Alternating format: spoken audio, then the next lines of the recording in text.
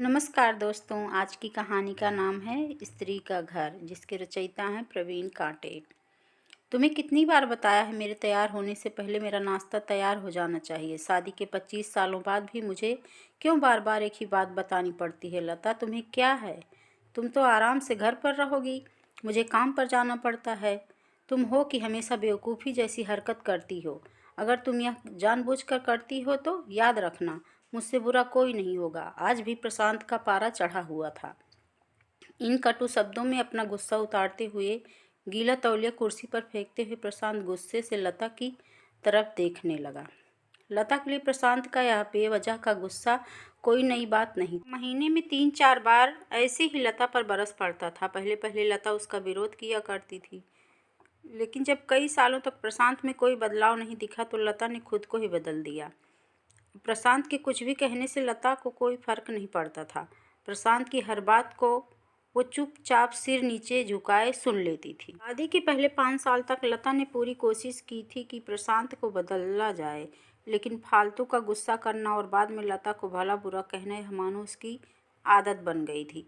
कोई भी वाद विवाद होता तो प्रशांत सीधा लता को बोल देता, अगर मैं तुम्हें अच्छा नहीं लगता तो क्यों नहीं चली जाती अपने मायके?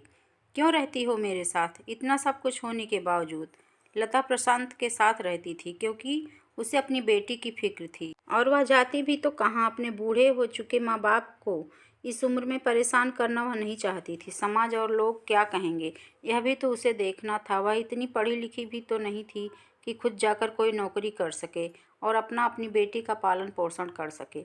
लता को अब अपनी फिक्र नहीं थी, उसको फिक्र थी तो बस अपनी शादी लायक हो रही बेटी की। लता नहीं चाहती थी कि पति पत्नी के झगड़े की वजह से काव्या डिस्टर्ब हो। काव्या की पढ़ाई पूरी हो चुकी थी, उसके लिए अब शादी के रिश्ते आने लगे थे। कई रिश्तों को काव्या ठुकरा चुकी थी।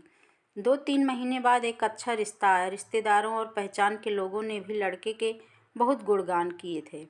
प्रशांत एक शाम अपनी बेटी के पास बैठकर उसे बताने लगा, काव्या बहुत अच्छा लड़का है, पढ़ा लिखा है, बड़ा घर है, बहुत अच्छी नौकरी है।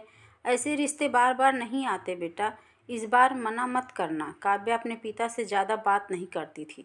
शायद डरती थी या शायद नफरत करती थी, लेकिन आज वो अपनी पूरी हिम्मत इकट्ठा कर बोली, मुझे अभी शादी नहीं करनी है पापा, मैं नौकरी करना चाहती हूँ, खुद अपने पैरों पर खड़ी होना चाहती हूँ। हाँ तो उसमें क्या बड़ी बात है, मैंने लड़के से कह दिया है, बात की है, वह तुम्हें किसी बात के लिए नहीं रोकेगा। तुम शादी के बाद भी नौकरी कर सकती हो, वह तुम्हें नौकरी के लिए परमिशन दे देगा। प्रशांत बोला, मेरी नौकरी करना या न करना उसकी परमिशन पर क्यों डिपेंड रहेगा पापा?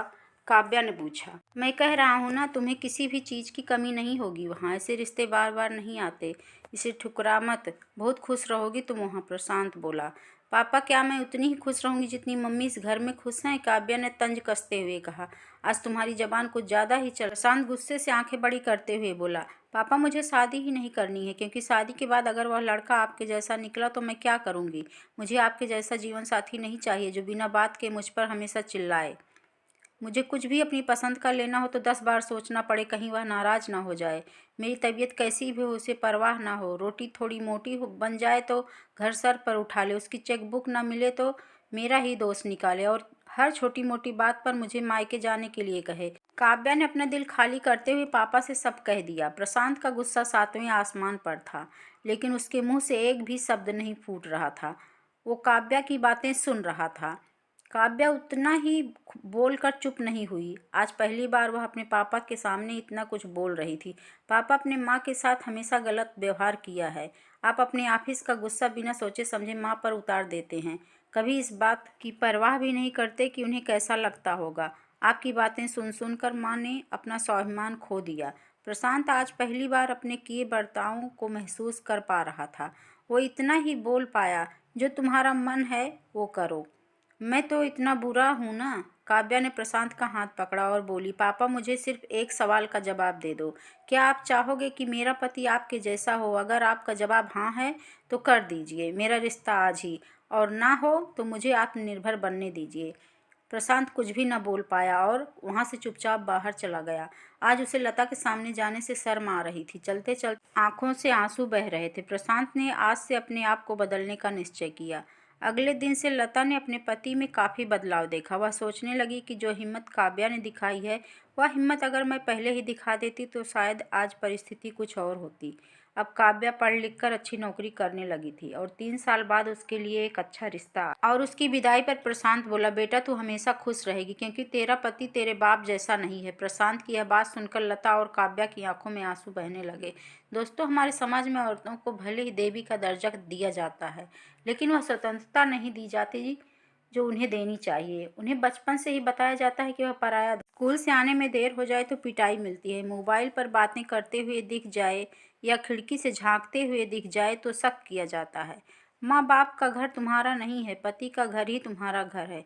जीवन भर यह बातें बता बता कर उन्हें ससुराल भेज दिया जाता है और एक दिन किसी छोटे मोटे झगड़े में ससुराल वाले से उन्हें सुनना पड़ता है कि इस घर को छोड़ दो और मायके चली जाओ।